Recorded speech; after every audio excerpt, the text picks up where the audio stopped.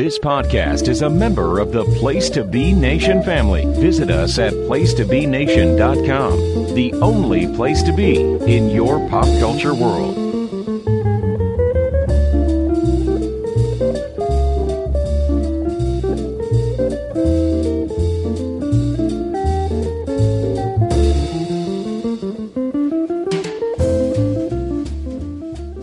Welcome to another episode of You Don't Know Billy Jack, a podcast series where we discuss some of the greatest wrestling matches of all time through the eyes of a non-wrestling fan. My name is Drew. We're at the body dump. Who's my non-wrestling fan? Jordan, that's me. Jordan, of course. And if you're just now listening for the first time, Jordan and I, longtime friends, divergent hobbies in the sense of Jordan, I don't know what he does with his time at home. No clue. No one does. That's the thing. No one does. Quite a private person. But I'm a big wrestling fan. Jordan is not.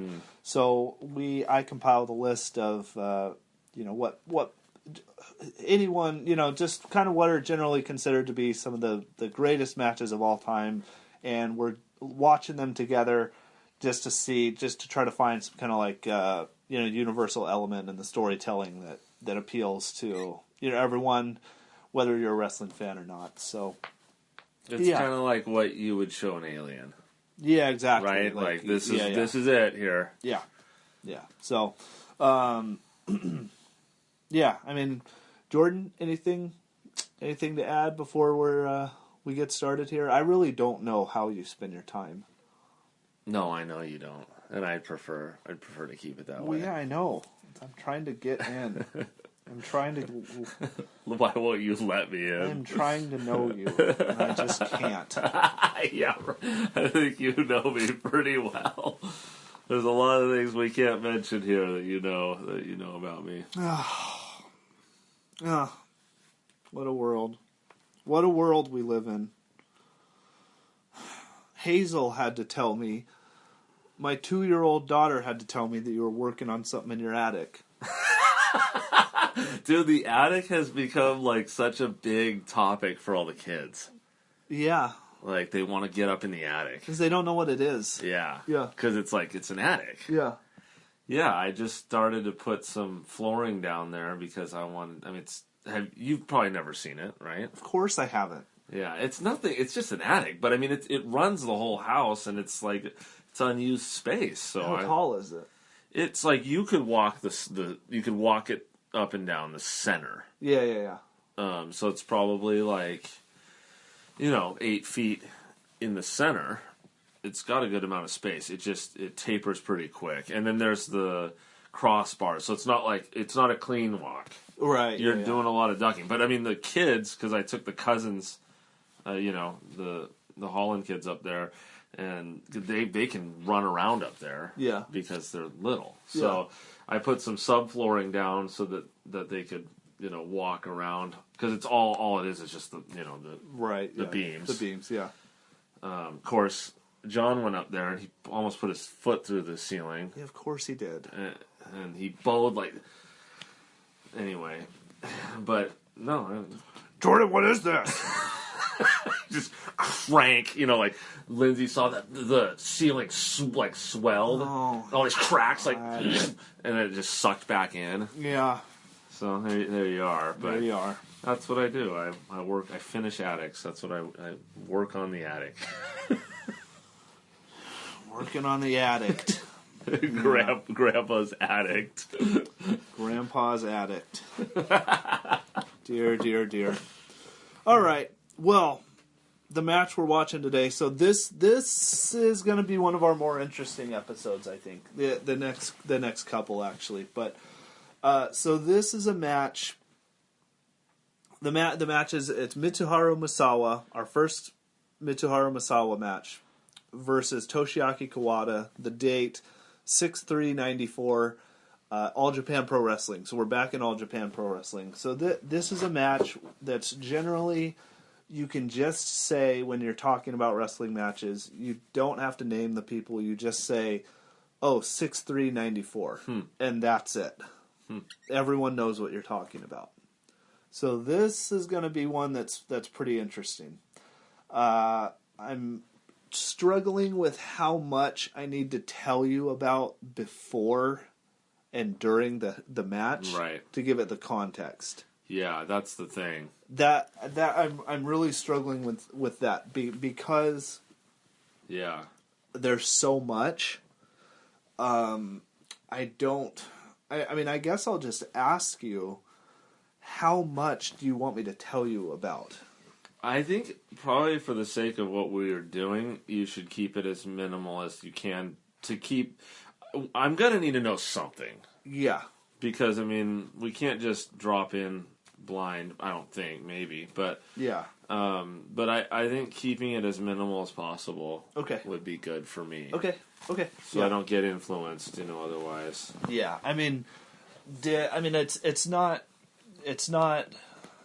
It's not influencing you at all to say, like, oh yeah, this is a very, very famous match. No, because that's my assumption is the next match you show me every time is going to be the best match that we see. Yeah.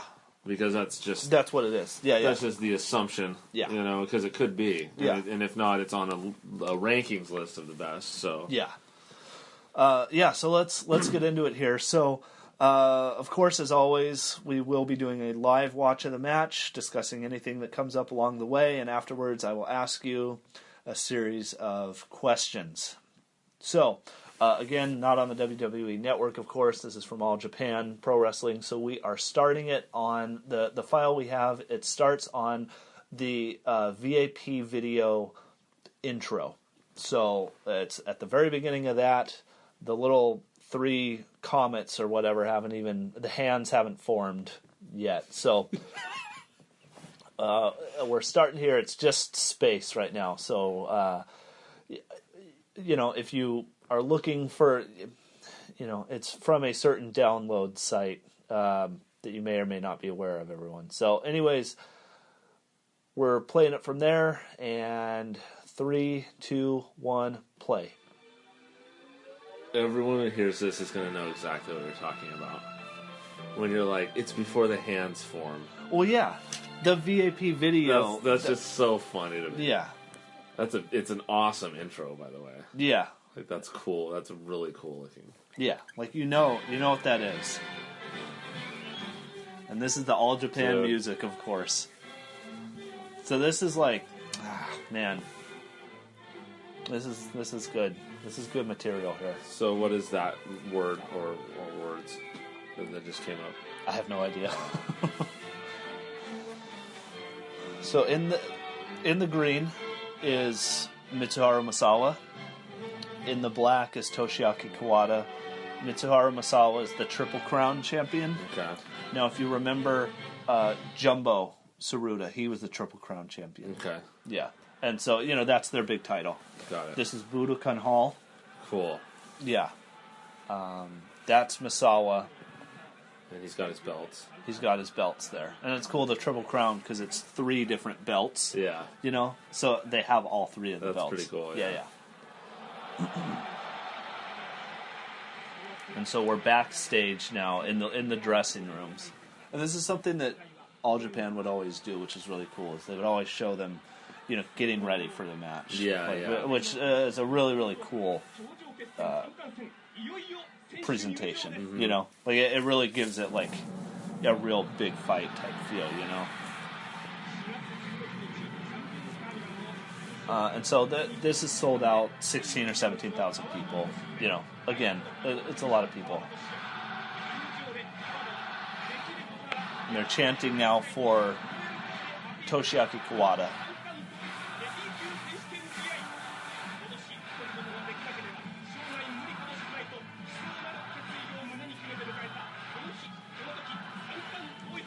And I will say, just to the listeners, this one might be, because of what match it is and just everything, there might be more dead air in it than other episodes. That's just kind of how it is. We're trying to do a podcast, but we're trying to watch the match and get some feelings for it. So, just so everyone knows. It might be boring, but that's all right. Us first. Yeah. Right? Our feelings first. You know, in this world we live in 2000, in the year 2000, there's a real me first type attitudes here.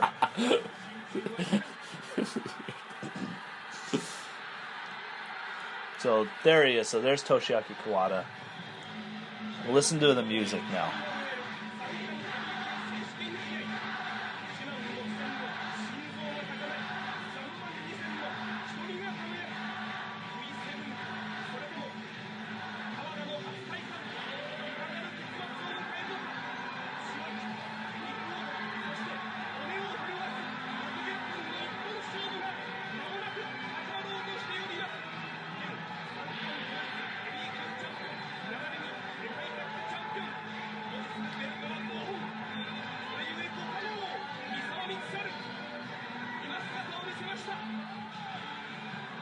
Yeah, cool intro. Yeah. That's one of the all-time songs. That's pretty cool. Spartan X, it's called. If you notice the guy that was with him, that's Kenta Kobashi, who's another real famous wrestler. So we'll get we'll see him soon. But so he's the champion. So as far as background, so I'm gonna go light on the background. Okay. But gosh, I don't even know,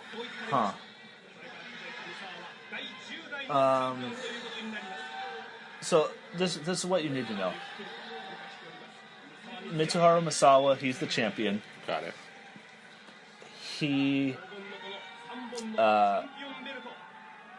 He's been champion now for some time. But actually, I'm trying to think of what the timeline is for the championship. He's been champion for a while. He's the top guy in the promotion. Okay. Is he like their Hogan? Yeah. Does that give you too much? No. Again, there's like. But they're announcing him right now, right? Yeah. And they're cheering for him too. Yes. Dude, the streamers are going crazy. I mean, everyone's getting cheers here. Yeah, so hard to tell who's getting. Yeah, everyone's getting cheers here. That's kind of cool. Yeah.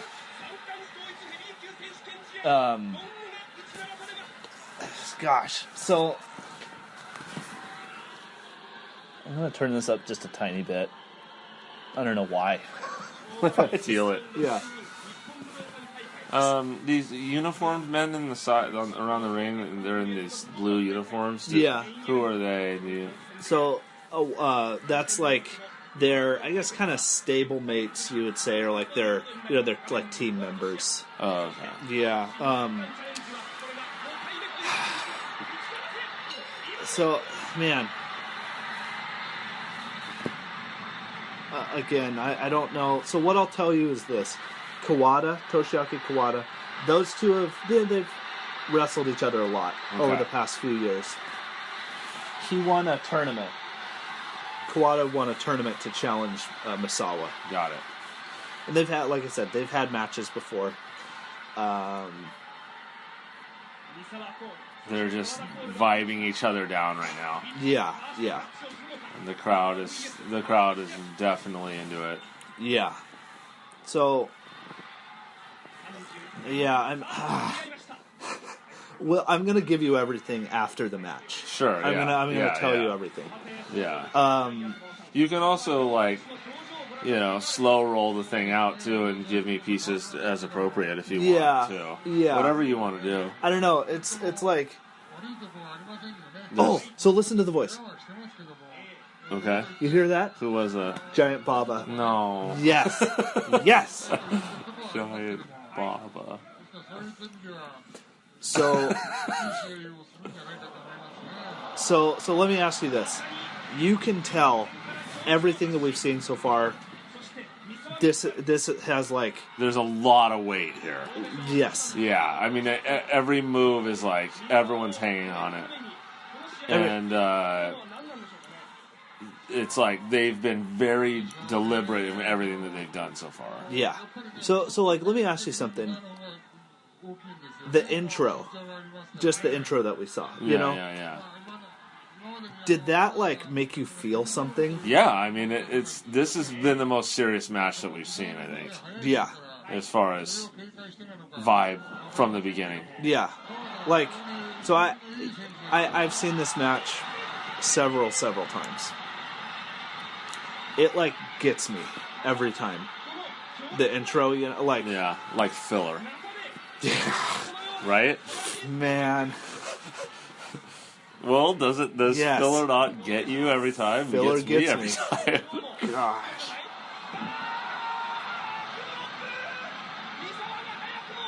Yeah, I mean,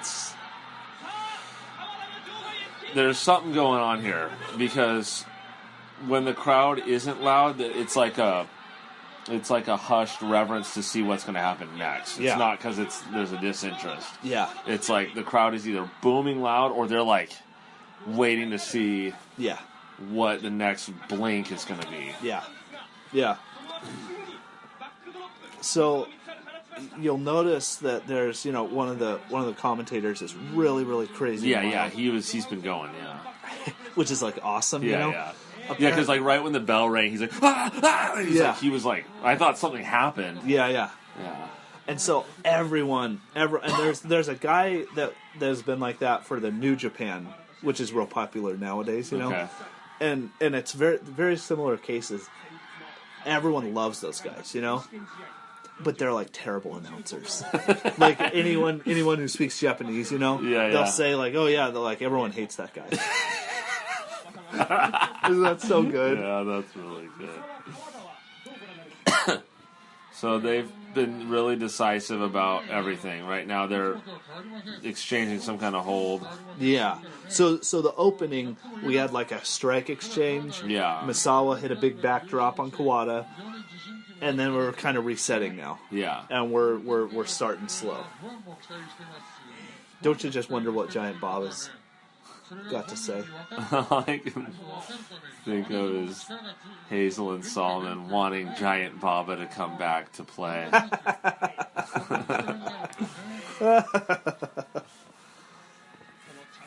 I do love that Giant Baba toy. I'm not a big toy guy, you know. Did you catch that? Yeah, so he flipped it up on the guy, and then he just really rammed him with his elbow, it looked like. Yes. Do they have any kind of nicknames?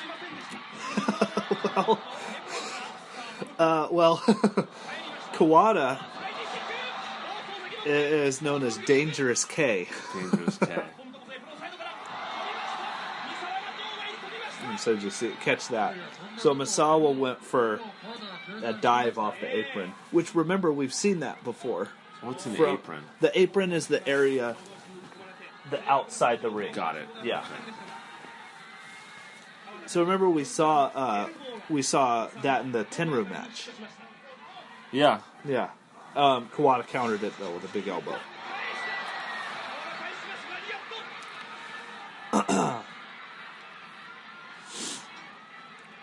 Yeah, so Dangerous K.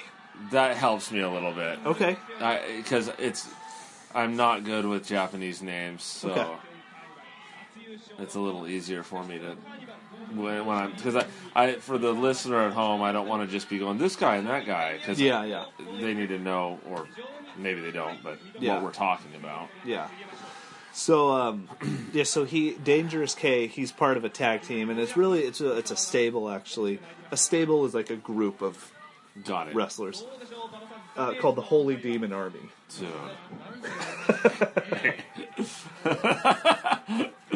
And we will see them.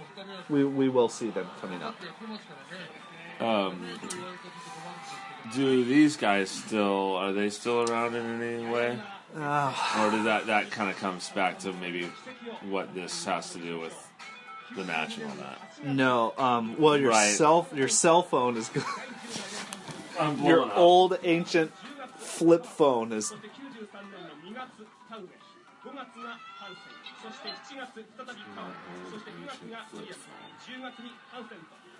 Do you need to take that? No, not at the moment, but okay. I might have to. Is it Lindsay? Yeah. Oh, okay.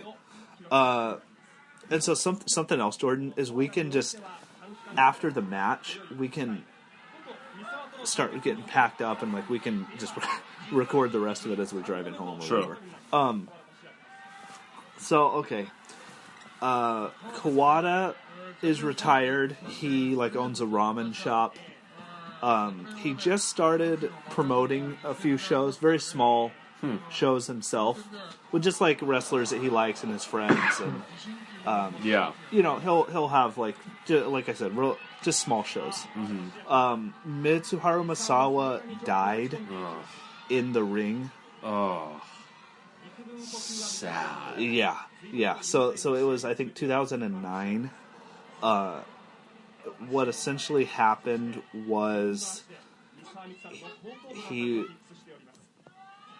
I think the cause of death was like a heart attack, but it was his spine, like his neck, essentially severed. Like he took, you know, someone gave him a suplex. And he landed on the back of his head, and it like he was essentially like decapitated, like inside of his body. Oh my gosh. Yeah. So, yeah. You haven't seen that. No, I've seen everything right, like immediately after it. Yeah. So I mean, sad. But it's like, at that point he had been working. I mean, he had been wrestling for, going on 30 years. But because he started in like the very early 80s. So, 25 years or something, I guess. But, so you see that look, his ears bleeding? Yeah. That's from his kicks. Dangerous K. Dangerous K, yeah. Yeah. So, anyways, he had been wrestling for so long, and this really heavy style, he had been working, at that point, 19 years. So, yeah, you're kind of putting your life in your own hands. Yeah, if you do that for so long, and anything can happen. Yeah. So this stuff is super physical. As we're seeing, these guys are like, they're not afraid to be really physical, right? So, and so that style. So there's like I said, there's so much kind of to talk about here, but the style that they're working, the match that we saw, the Tenryu versus Jumbo match, that essentially started a style, or it solidified a style of wrestling that would carry through this company throughout the entire 1990s, and even into another company that. Because Misawa eventually left All Japan and formed a company called Pro Wrestling Noah. Okay. And it carried on through there as well. So that's Akira Taue, that's Kawada's partner. Okay. His tag team partner. So it's the style, it's very physical. It's very physical, hard-hitting, fast-paced, largely, really based on progression and escalation, and all clean finishes. Very straightforward, clean finishes. Got it. Yeah, because they've been very physical. Yes. Yeah. They've been working up. It hasn't been. They haven't been running a bunch. Yeah. But it seems really hard. Yeah. And you can see the opening little flurry aside, they started purely with like holds, and then kind of elevated into like strikes. Yeah, now they're like holds. Kicking Yeah. So there's a lot. And again, I wonder like even how like entertaining this episode will be, because it's like, I don't know. There's I don't want to give you too much right now. Right. And we do need to like pay attention to it. So yeah. But whatever, that's fine. They can just listen to the match if they want to. So do you have any kind of impression of like the status of each guy, or again, like in terms of crowd favorites, they both got pretty equal reactions. I mean, it seems like, I don't know, I'll have to pay further attention, but it just seems like they both got such strong reactions. Mm-hmm. It seems like the crowd is really cheering every move. Right. You know, every like turn of the thing, the crowd is into, and like, you know, yeah, like when he was doing these kicks on the Dangerous K guy, the crowd was really rising and ramping that up. Yeah, because it was like a turn in the match. Yeah, yeah. And so I'll tell you this: so Kawada has had knee issues. Okay, yeah, because he's really working that knee. Yeah, and that leg. Yes. And so that was, there was a match in 1993, 12-3 1993, where it was really based on Kawada and his injured knee. Mm. The previous year. Yes. Yeah, that was a tag team match.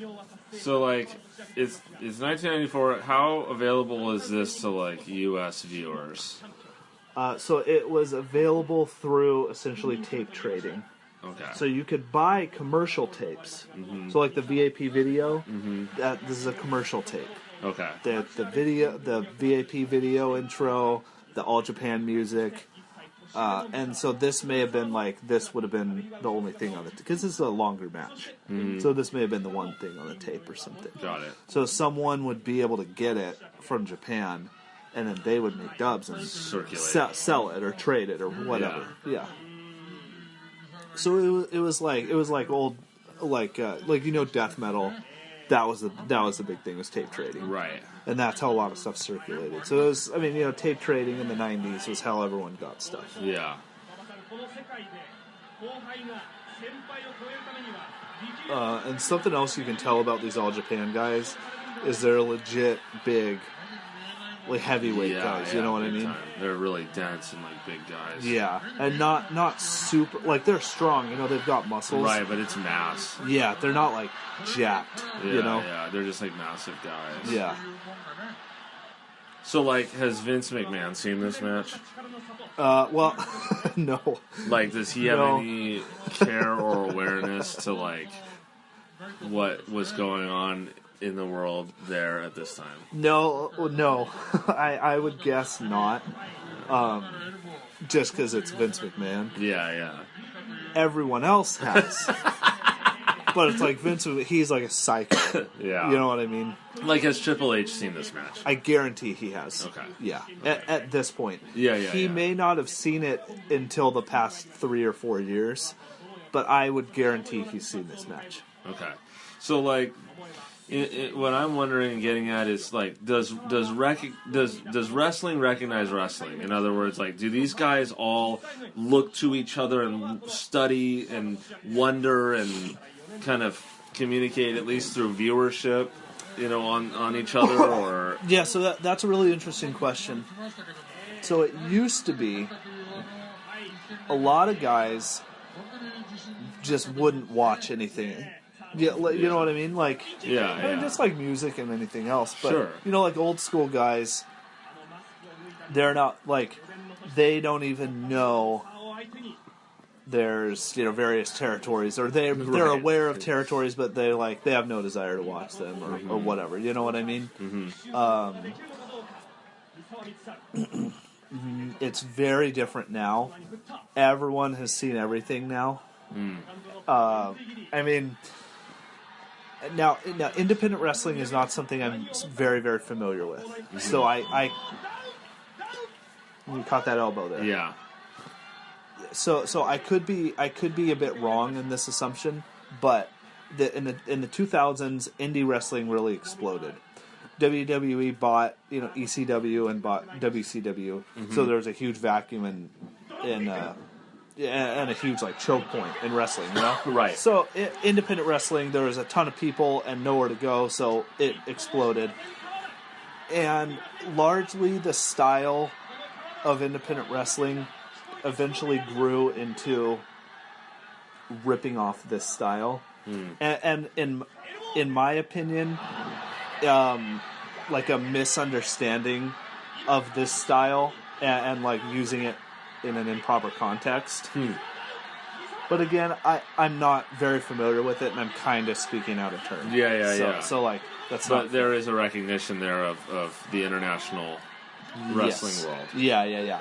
And at this point, like I said, all the wrestlers are.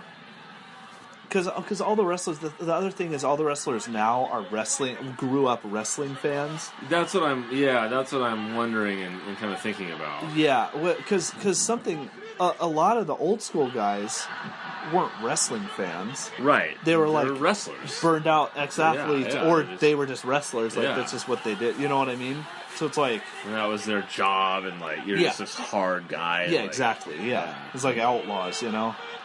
So they've really been going for Dangerous K. Yeah. Like, because he's been getting some big hits on the other man, and the crowd has been, like, freaking out. Yeah. That's kind of been a big turn in the last couple minutes.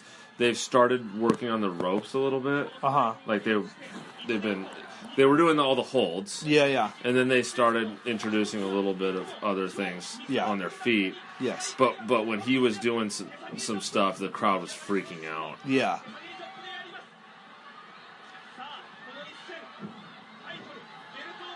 So now he's kind of giving him some chops to the neck.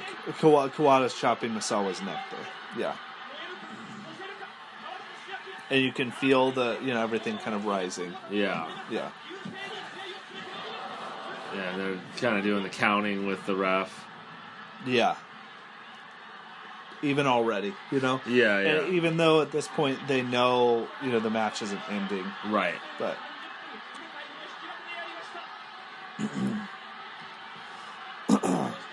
Is there a recognized, best crowd in the world?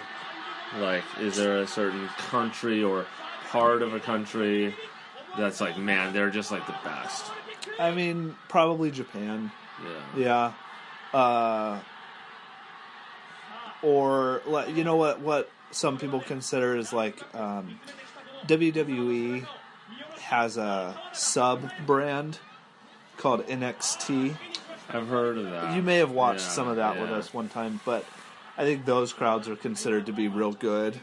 There's a company called PWG in LA, and those crowds were considered to be the best for a while. It used to run out of Reseda. You can see the blood running down. Out of his ear. Yeah, and that's real. Yeah, that's pretty crazy. I was going to ask. They don't do that fake, right? No. I think also, you're UK fans nowadays are supposed to be really, really hot.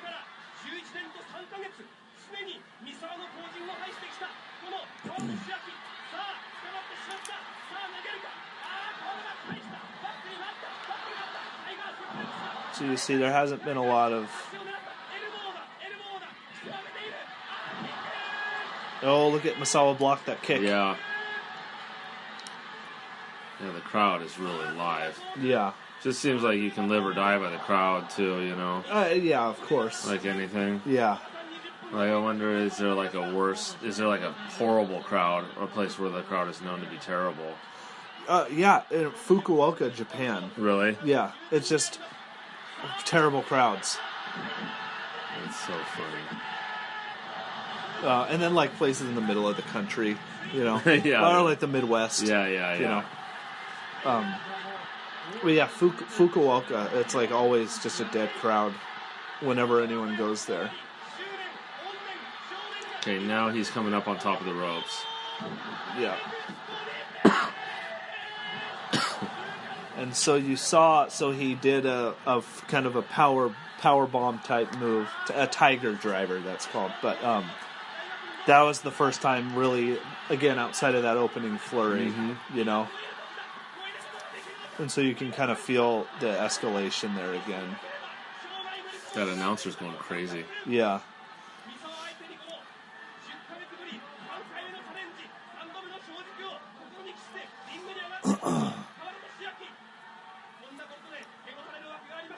Not much from Giant Baba, though. Yeah, he's really sucking up all the air there, this hyper guy, huh? Yeah. Not much from Giant Baba.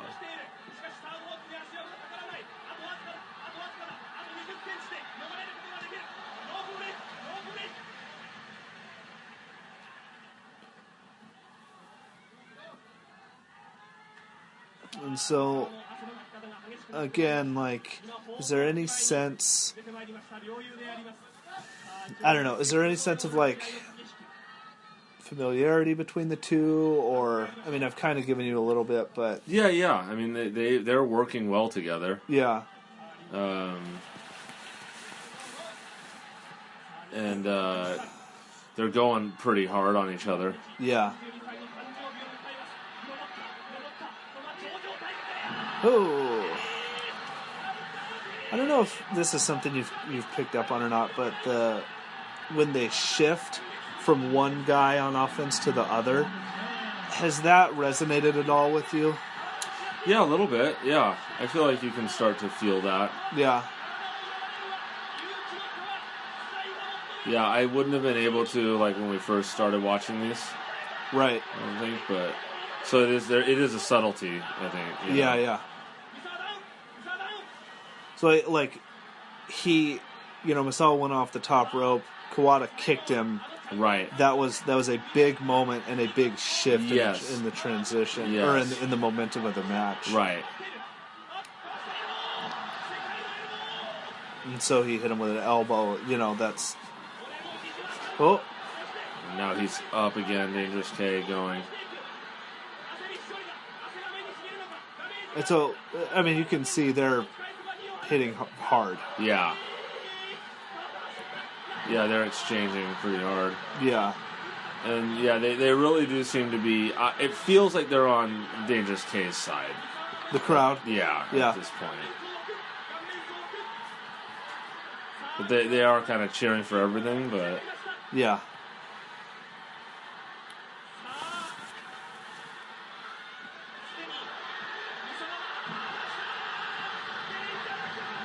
So you saw he essentially just landed straight on his head. Yeah. And that's I mean, he was kind of a casualty of the style. Because this is part of the style. It's pretty burly considering how big these guys are. Yeah. Because they're really throwing each other down there pretty hard. Yeah. And so Kawada hit a backdrop. He hit one power bomb. Nothing. It's just been a kick out. He got a near fall, but not right. But yeah, I mean the style continues to escalate in terms of as we go through the 90s with the landing on the head type moves. Yeah, that is really crazy. Yeah, so again, it's it's a victim of the style, I guess.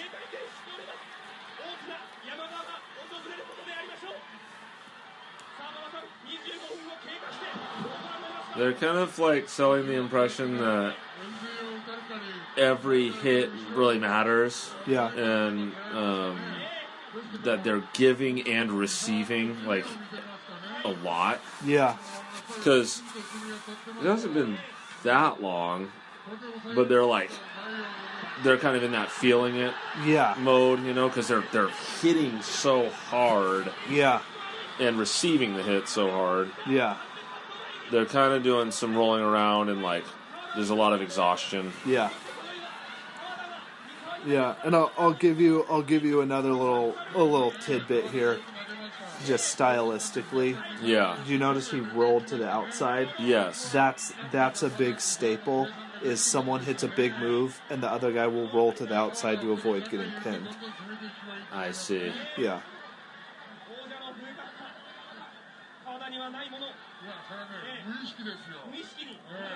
Yeah. Again, that's just a little Yeah. That makes tidbit sense. there. That's a good insight.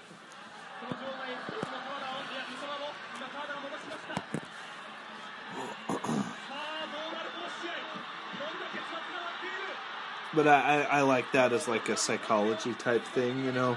So it's like they, you know, it's just they can't pin him because Yeah. You know. Yeah, exactly.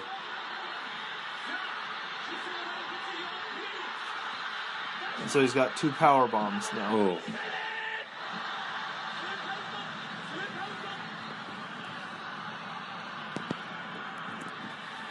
Yeah, place is just rumbling. Yeah. Yeah, I mean you can see the camera and like the mat shaking. Yeah. Yeah.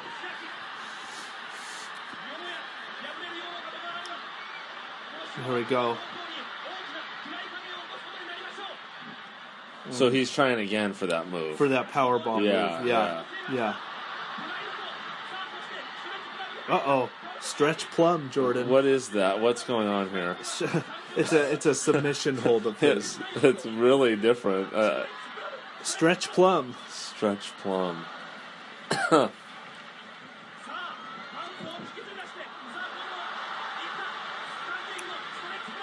He's got it. Look at that. Yeah.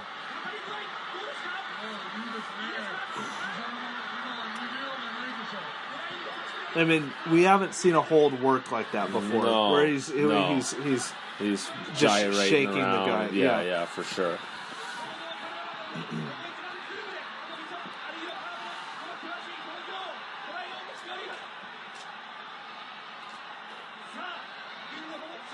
So is it, when it comes to a hold, is it kind of up to the discretion of the referee if, you know, quote unquote, as far as like to call the match? If well, no, they would have to submit. The person would have to submit. Okay. Yeah. But or if they pass out. If they pass out, then the ref like checks them or whatever. Yes. Yeah.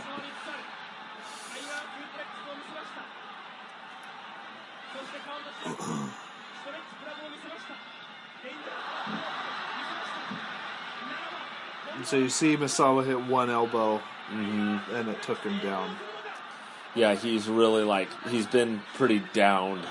Yeah. So I'll tell you, so the elbow, that's Misawa's, that's his weapon. That's his ultimate weapon, you know? Okay. Much like Kyle Shimabuko. Yes. Right? Yes. Very much in the same vein as Kyle Shimabuko. Throwing bows every which way. Yes. So he got another hit there, and then he dropped to his knees again. Yeah. So it's like the elbow, that's his equalizer. Got it. And he can pull it out, you know. Well, that no matter what.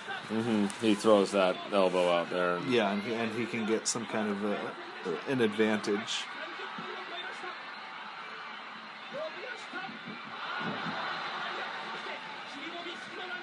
And so now we're kind of in that stage like we saw in the last match we watched, the Joshi match, where it's a big move, and at this point they're real tired, and so it's like kind of a big move, and they'll take a break. Exactly. But they're able to keep the crowd involved, and the crowd won't ever go down. The crowd has been going this whole time.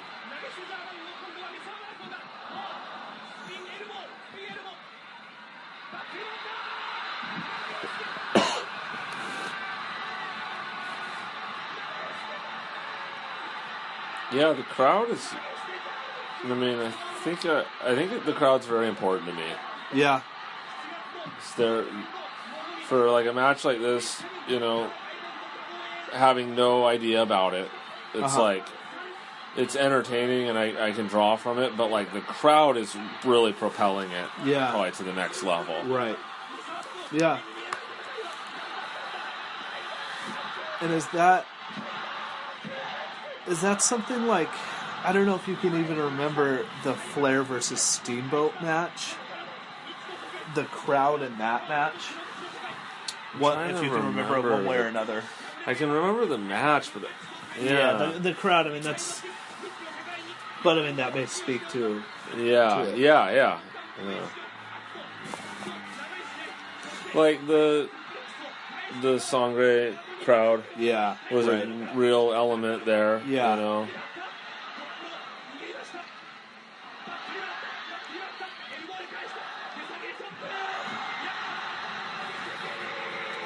So again, you'll notice the sense of escalation that they've been in the like the suplex and throw kind of stage for a while. Yeah. And how much more impact those moves have. You know? Right. Which on both of them. On both of them, yeah. Which like, I don't know. That's kind of an indictment of maybe modern wrestling, if you wanted to, like the fact that this is a big move, it's a like they're responding accordingly to the size of the move. Yes, you know. Yeah.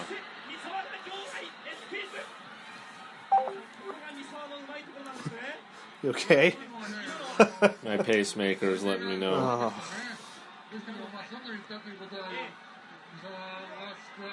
Sorry, just to make sure.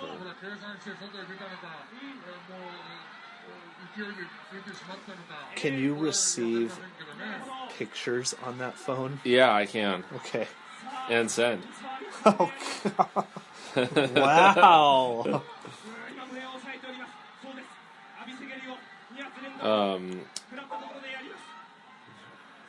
Ask you something I forgot. Are you doing okay? Yeah. With that? Okay.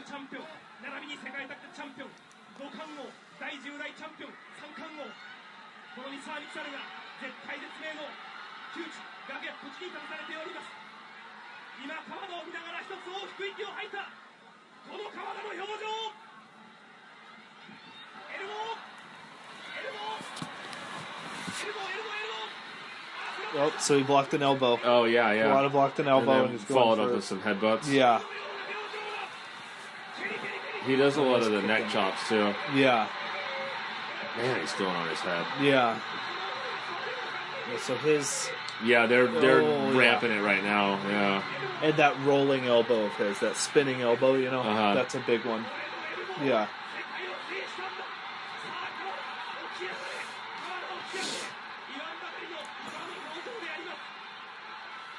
And so this was probably the second Japanese match that I ever saw. Huh. There you go, another big elbow. Yeah, he just went to town with him on the elbows. Yeah.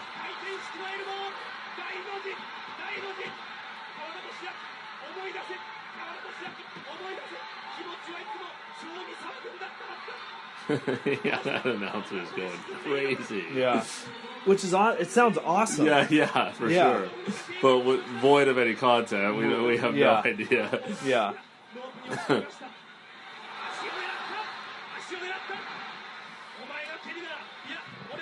So you see Kawada's leg will give out. Yeah. And yeah, kicks are his version of the elbow. Got it.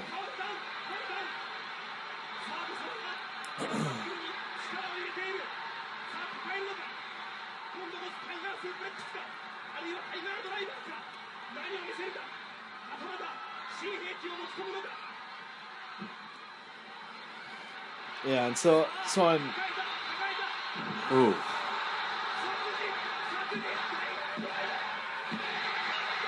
Crazy. And that's it.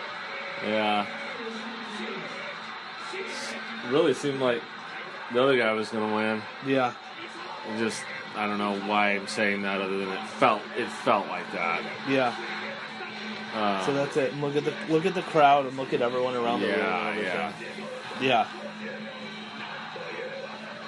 Yeah. So that's it. That move, the Tiger Driver 91, it's called. Tiger Driver 91. Which is pretty gnarly. Yeah. is your guy, right? That's him. Baba. So he owns the company. Oh, okay. He owns All Japan Pro Wrestling. Okay. And books it and everything. Okay. So he's responsible for all this stuff. Okay. All right. What should I do? Yeah. So let's turn it down a little bit, because there's like a lot we need to talk about. Promotional consideration paid for by the following. Place to Be Nations, JT Rosero and Chad Campbell here. We want to let you know that we have over 24 podcasts available on iTunes, Stitcher, Google Play, and PlaceToBeNation.com. We now offer them to you on 2 great feeds. On the Place to Be Nation Wrestling feed, we dive into topics running the gamut from today's WWE to the glory days of yesteryear and the ins and outs of the territory days. In addition to our full-length shows, we also deliver to you special pod blasts on topics old and new. The Place to Be Nation Pop feed is a veritable treasure trove of great content. Offer tremendous shows covering the land of movies, television, life, comics, and sports, brought to you by the most knowledgeable and insightful folks in the podcast world. You can find all of these current shows, plus archives of our previous podcasts over the past 8 years as well, by subscribing to our feeds on iTunes. And while there, be sure to rate and leave feedback as well. All of these shows, plus others, available at PlaceToBeNation.com, where we cover pro wrestling, sports, movies, comics, plus in-depth stretch projects and more.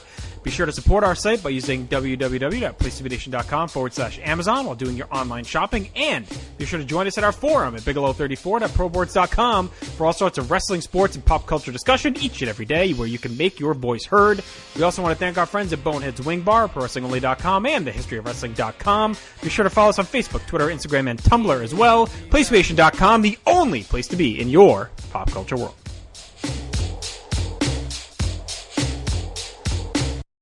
Hello everyone. Before we get back to the show, I just wanted to remind you about all the great content that we have for you over at the Place to Be Nation on 2 great podcast feeds, no less. On the Place to Be Nation Pop feed, that includes the Hard Traveling Fanboys, the longest running weekly episodic comic podcast in all of Place to Be Nation, with Greg Phillips and Nick Duke. DC4U, an in-depth look at the world of DC Comics with Russell Sellers and Todd Weber. Marvel Age, where Nick Duke, Tim Capel, Russell Sellers, and Todd Weber are going back through the history of Marvel Comics. We have Laugh in Theater, a live-watch comedy movie podcast hosted by Andy Atherton. The Brother Sister Rewatch podcast, where siblings Kevin and Mary are reliving the classic sitcom The Office, episode by episode. The Great Debate, a podcast where host Andy Atherton leads a panel through a series of arguments on topics far and wide. The Glenn Butler Podcast Hour Spectacular brings you deep thoughts from the minds of Glenn Butler and his family and friends. This week in the NFL, Cowboy and D'Amato take you through recaps and previews of each week of the NFL season. The NBA Team Podcast, Adam Murray and Andrew Reish cover the world of hoops from coast to coast. The Year in Pop, a deep dive into pop culture year by year, hosted by Andy Atherton, Scott Criscolo, Dr. G, and D'Amato. Diamond Conversations, where host Chad B brings in guests from in and around the baseball world for an in-depth conversation. Sunday Groove, a podcast for music lovers far and wide, hosted by David Sunday. PTB E-Ticket Attraction, a theme park-focused podcast led by Jason Sherman. Looking Forward, Looking Back, pop culture, hosted by Andy Atherton, and its sister show, Looking Forward, Looking Back, Sports, hosted by the Cowboy. Each looks ahead to upcoming seasons and events, as well as looks back at recently finished ones. Plus special topical podcasts and pod blasts, like Pop Goes to the Movies, Pop Goes to the Classics, and Pop Goes to the Couch. Over at the Place to Be Nation Wrestling feed, there's all kinds of great shows, such as the Place to Be Nation podcast, the mothership of PTBN, where co-hosts JT Rosero and Scott Criscolo take you chronologically through the history of WWE. PTBN Main Event, with hosts Scott Criscolo, Nate Milton, and Steve Willie, breaking down all of the current events in the world of wrestling. The Wrestling War Zone, a podcast retrospective reliving the iconic Monday Night Wars, brought to you by JT Rosero and Chad Campbell. Row 1, Seat 1, an interesting look inside the world of small-town wrestling and beyond, with host Ben Zanni welcoming in a variety of guests each week. Talkin' WCW heads to Center Stage Theater, where Tim Capel, Greg Phillips, and Jennifer Smith pay tribute to the legendary promotion from the Dirty South. Extreme Three-Way Dance takes you back on a trek through the land of extreme with JT Rosero, John D'Amato, and Jennifer Smith. Body Press Your Luck, a brand new wrestling game show hosted by JT Rosero and Jordan Duncan. With this ring, in which husband and wife Ryan and Cindy Everett discuss specific matches and their respective fandoms. You Don't Know Billy Jack, where Drew Wardlaw, me, and my friend Jordan watch and discuss some of the greatest pro wrestling matches of all time through the eyes of a non-wrestling fan in search of a universal connection in pro wrestling storytelling. Plus, monthly WWE reaction shows and semi-regular shows like Jenny and the Gyms, also featuring myself, No Holds Barred, Adam's Division, and Jeff Learns Wrestling. Now, don't forget to check out PlacetoBeNation.com each and every day. We have new voices and fresh takes bringing you articles and topics in the worlds of wrestling, sports, and pop culture, including the SmackDown on Fox report, This Week in WWE, Paulie's Perspective, Jason's DVD Deep Dive, and Ben's Unpopular Opinion. But don't forget about veteran columns like every Wednesday we've got the most interesting and unexpectedly funny stories on the World Wide Web in Glenn's Weekly Walk. For college football fans, Scott Criscolo and Logan Crosland have their weekly campus hot takes looking back at the previous week and looking ahead to the biggest matchups. Check out a brand new podcast feed brought to you by our very own Jennifer Smith. Jenny and the Gyms, Jennifer Smith, I should say. The Jenny position can be found on Podbean, iTunes, and your favorite podcatcher app. It is the new home of Geek and Sassy, Talkin' Pop, Freak Out Drive-In, Telling Stories, and more. And if you're going to do any online shopping over at Amazon.com, please be sure to click on the Amazon banner on the right side of the Place to Be Nation homepage or use www.placetobenation.com/Amazon, and it takes you right to the Amazon page, and it helps out PTBN with no cost to you. Also, be sure to check out our social media pages and message board over at www.bigelow34.proboards.com for information on joining our GWWE PPV and TV Match Ever project. Get in on the conversation today and start researching your list. Thank you very much.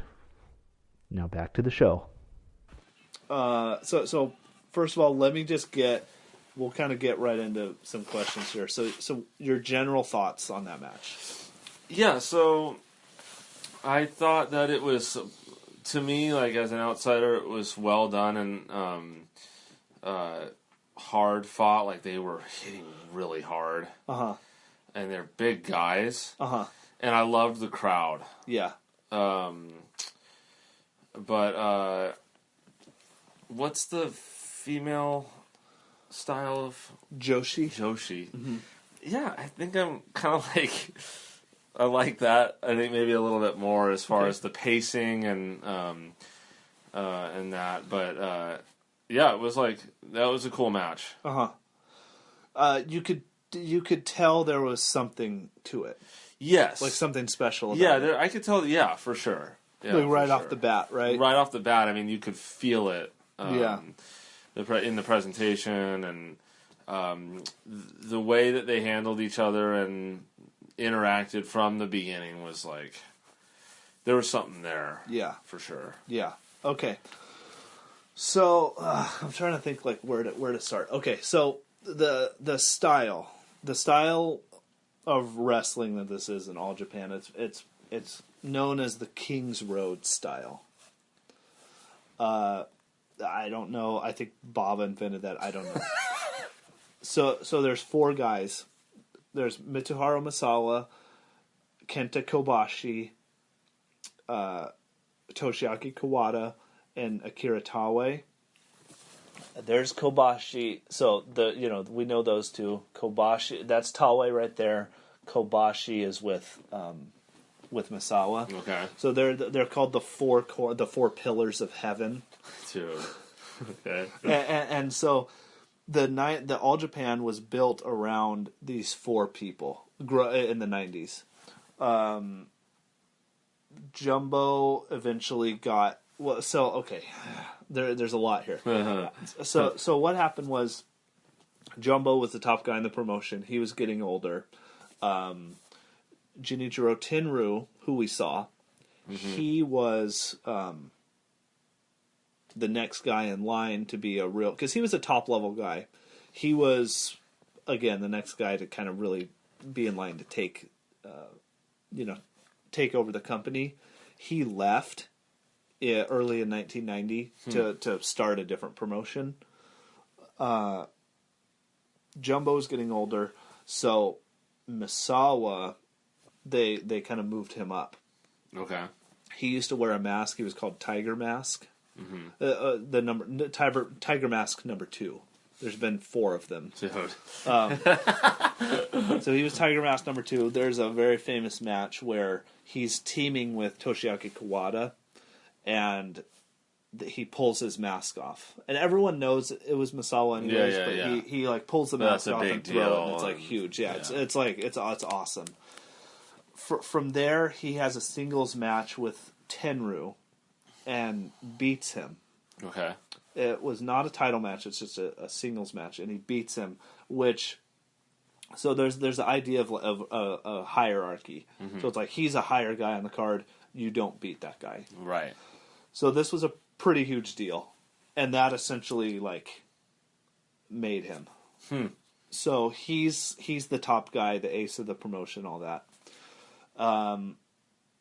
In that kind of like helps establish him there. Okay. Akira Taue, he's always been like on Jumbo's side, but it was Kobashi, Kawada, and Misawa. Okay. So they would have these big back and forth battles against Jumbo and Taue and his guys. There's a guy named Fuchi and all kinds of stuff. A bunch of different people. Eventually, Jumbo gets sick, and he gets hepatitis C, I think, and he has to retire. He comes back a little later in like a comedy type role, but he has to leave. Yeah, so that leaves kind of these 4 guys, and it's eventually Kawada. Kawada had a real hot feud with Akira Taue. Eventually, they just start teaming together as this holy demon army. Okay. And so the teams are Kobashi and Misawa versus Kawada and Taue. The style is based off. It progresses within the match. Obviously, there's a real sense of progression and escalation, but it's a lot built on taking from other matches, previous matches, and building on that. So it's like, which is really awesome. And so in general, it's a common thought that All Japan in the 1990s is considered the best wrestling to ever happen anywhere. Like that's a common thought. And so the pre-match, or you learn from your opponent, and you learn going into the next matches. Right. So you saw like Misawa tried to do a dive off the apron, like a diving shoulder tackle off the rope or off the apron, and hit Kawada. But Kawada knows, based on previous matches, he's going to do that, and so he can hit him with an elbow or a kick or whatever. Yeah, that's cool. That is cool. A lot of synthesis. Yeah. And so with like the finishers, there's an escalation there too. Misawa used to be able to beat people with one of those first moves where the Tiger Driver. Right. That doesn't work anymore. So he can't do it with the Tiger Suplex anymore either. Now he's got to do the Tiger Driver 91. Got it. Huh. That's interesting. Yeah. So, Toshiaki Kawada. What was the significance of him doing that power bomb or whatever multiple times? Is that his finishing? If he gets three power bombs, that's when he'll get you. Okay. Yeah. Interesting. Yeah. He had never pinned Misawa at this point. They had been having matches for a couple years. And would continue to have matches. Okay. He's never pinned Misawa. So there's such a clear, Misawa is above him. Okay. That's a clear hierarchy there, So that's kind of what, I wanted you to not know very much about that. I think that was important. Yeah.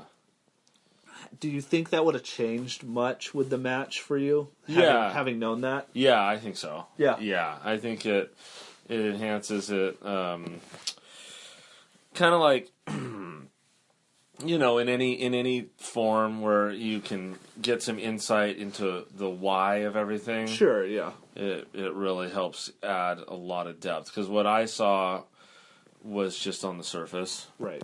And it was good. Yeah. But, for instance, I don't know how high that's going to be on my ranking. Okay. As a straight up, viewing of a wrestling match. Yeah. Because of all that. Judging it as a viewer, as I am right now, without the knowledge and that. Because all those things, those nuances fill in a lot of those holes, I think. Yeah. So if I'm looking and wondering... why is he doing that move this many times? Or, that looked like they kind of messed that up or whatever, but you're telling me it's all very specific. Yeah. That makes a big difference. Yeah, so, the thing is, I wanted you... Because, like I said, this was the second Japanese wrestling match I ever saw. And that would have been, I guess, probably 2009. Yeah, because... Justin, that's who I first found out about Stan Hansen from, is Justin. Okay. At Sound and Fury that one year. And so I watched the Stan Hansen match with Kawada, actually, and then I think that was the next match I watched, this 6'3" 94 match. And I thought it was awesome then. I'd watched wrestling some. Yeah. I didn't know any of the backstory, though. Sure, yeah. And I think I was just looking at it more like, whoa, the crowd's going crazy. Yeah, the crowd's awesome. These moves that are cool. Yeah, for sure. Since then I've watched it a lot of times. I know all the nuances. Right, yeah. So I don't know. I wanted...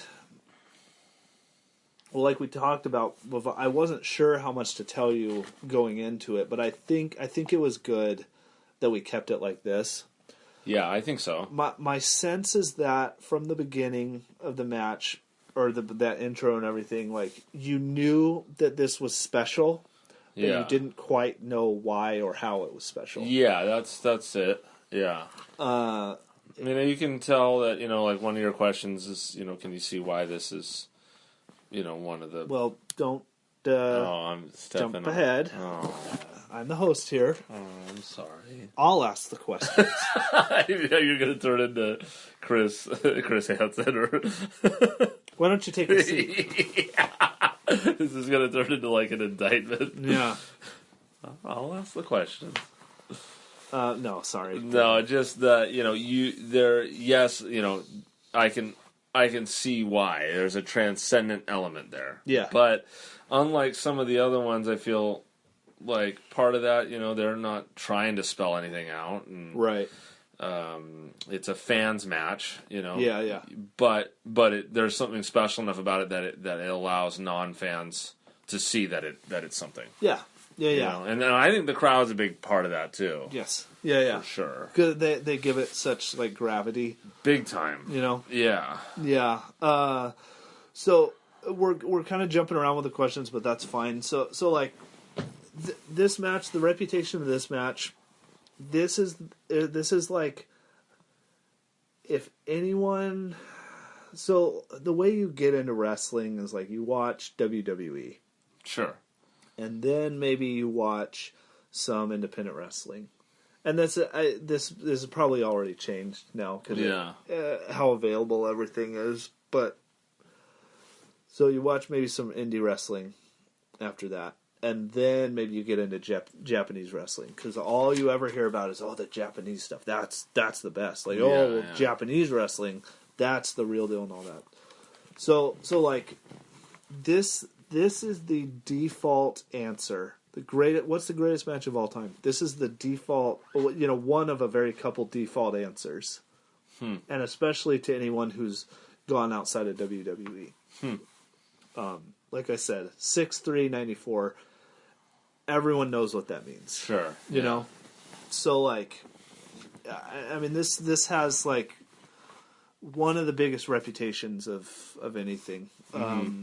So the next match we're going to watch takes place a year after this, 6/9/95, and it's a tag match. It's Kobashi and Misawa versus Kawada and Taue. So it's going to be interesting to see what you think of that match, kind of with the knowledge that you have now. Viewer knowledge, yeah. And like I said, there's a lot of other stuff that I did give you a little bit, the idea of Misawa's elbow being so important, Kawada's kicks being so important, and him always having trouble with his knees. Right. So those are just some little things there. Yeah, I mean, we already went through a couple of these questions. I'll ask you, what was the story the wrestlers were trying to convey in the match? Well, yeah, so that's what I'm going to need a little help on. I mean, other than the general gravity. Yeah. I mean, were they wanting Dangerous K to win, or is it hard to tell? Or it felt like that to me. So this actually gets into another kind of big discussion. Okay, so it's 10:45. So let's leave. We'll leave here pretty soon. And if we're still talking about it, we'll just go on the road. That's fine. I mean, Misawa's the top guy. They like the top guy. Yeah. There is a sense. My what I understand about the Japanese fans is they do like an underdog too, and they want to see someone beat the champion. As much as they may like the champion, they want to see the champion get beat. Okay, that's kind of the feeling I got. Yeah. Because they loved both of them. Yeah. But man, they were really cheering. Yeah. When the title guy was getting knocked down and it looked like it was turning. Yeah. A little bit. Yeah. And it's not like they were disappointed when the Dangerous K got pinned. Yeah. They were freaking out and cheering and stuff, but the sense that I got was that. Yeah. And so it's maybe not as much like well, and they've seen Kawada grow over the past couple years and everything. So another thing is that the American understanding of All Japan Pro Wrestling and our understanding of the narrative of the company essentially comes from two people. It comes from someone named Dave Meltzer. Have I talked about him before? I don't know, maybe. So Dave Meltzer is essentially the only legitimate wrestling journalist. There's like maybe a couple other, but and as we're recording this in modern times, a lot of people think that they are wrestling journalists, which is very silly business. Yeah. And it's a little peek behind the curtain to websites about websites that I may have been involved with in the past. I may or may not have had arguments about that with some of those people, and their illegitimacy. In that regard, but everyone thinks they're a wrestling journalist. Sure. Like everything. Right? Everyone's like music a critic. And I mean, we're critiquing a wrestling match. Sure. But it's all about pretense. Yeah, that's it. There's no pretense here. Yeah. So, but when you say that you're this and that journalist or whatever, it gets my sources are telling me. Yeah. What's your beat? Yeah, exactly. What's your beat? Yeah. So anyways, it comes from Dave Meltzer. Then there are a couple other a couple other people, he's the most prominent one, did these newsletters, the Wrestling Observer. And we'll talk about that a little more later. But the Wrestling Observer newsletter, starting in the early 80s, that was, he would post results and match reviews, and he eventually got sources and would be posting behind the scenes information, and so he's the authority on, and he still has the best information in terms of sources and all that to this day. And he was really pushing this stuff, really, really hard. And he would do these star ratings and giving tons of these matches this big time 5-star rating. Sure, that means a lot. So that was like his style. And there was another guy. His name was John D. Williams. He was as far as I know, a tape trader. And I don't know what else. I think he worked with Dave a lot in that area. So I don't know his full story, but those two guys were the guys that were really getting this stuff, making people aware of this stuff. They're the gateway. The gateway, yeah. And so everything that everyone reads about is essentially, and their understanding of that comes from these two people's perspective. And that's changing a lot now, again, just because everyone has this footage. Everyone's able to go back now and watch, this whole time period. Exactly, And more people more people speak Japanese now. More people are able to communicate with Japanese fans and get a better sense of the narrative of what was actually going on. So the whole thing, from our perspective, the whole thing that American fans heard was like, Kawada's got to win. Like, Kawada's the guy. Kawada's got to win. And like they're not letting him win, and they, you know what I mean. So interesting, yeah. That's just a little tidbit on that. Yeah, that's interesting. Which is really just more of an excuse for me to. It's something that I think is really interesting. Is like just how narrow of a view, how narrow of a narrative we have. Exactly. And it's all being funneled. Yeah. It has to be. Yeah, there's no other way, at least until now. And like you said, even now, even though we have the information access, it doesn't mean we have the skills or, tools to properly translate what things mean. Yeah. Yeah. So... Yeah. So anyways, let's do our rankings and let's get out of here. Yeah. So your rankings right now, number 1, Magnum Tully. Number 2, Flair Steamboat. Number 3, Bach Hennig. Number 4, Dream Slam, which is the singles match. Number 5, Dream Rush, which is the tag match. Number 6, New Japan Gauntlet. Number 7, Tenryu Jumbo. Number 8, War Games. Number 9, Sangre Chicana versus MS1. Number 10, Macho Man versus Steamboat. Okay, I'm going to put this one right below the Dreams. Okay. So it'd be number 6, I think. So we're going to do number 1, Magnum Tully. Number 2, Flair Steamboat. Number 3, Bach Hennig. Number 4, Dream Slam. Number 5, Dream Rush. Number 6, 6-3-94. Number 7 would be New Japan. Yes. Number 8 would be Tenryu Jumbo. Number 9 would be War Games. Number 10 would be Sangre Chicana. Number 11 would be Macho Man Steamboat. Now mine are number 1, Magnum Tully. Number 2, Flair Steamboat. Number 3, Dream Slam. Number 4, Sangre Chicana. Number 5, War Games. Number 6, Bach Hennig. Number 7. Do I not have a?